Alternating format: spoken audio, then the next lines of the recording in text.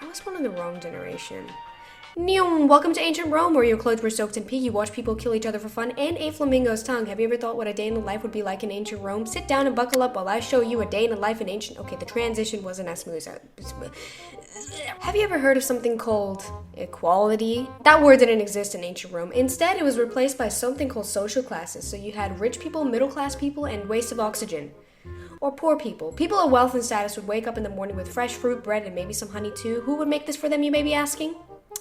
Slaves, who would also help them dress and prepare for the day. Then they'd head off to a political meeting where it kind of went something like this. Who are these people again?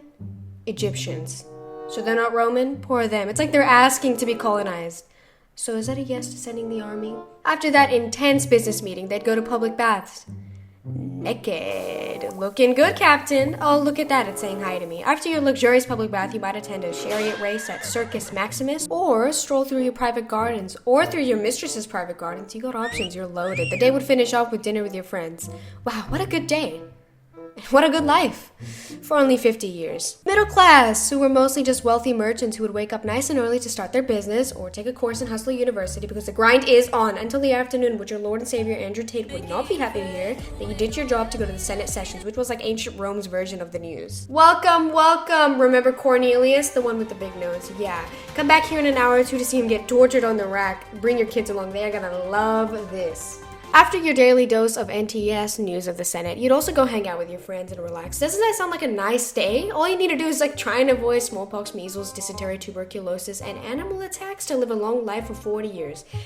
Give or take. Did you hear that? Give or take 40 years. Now here we are.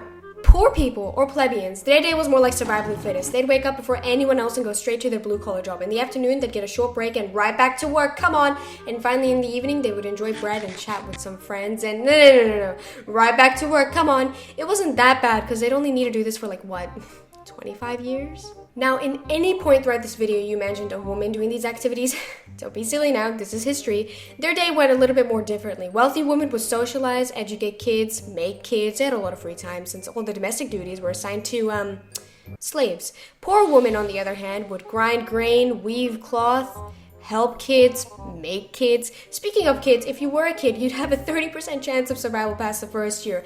Your chances are so low. In fact, it's a bit comedic if you really think about it. Quick!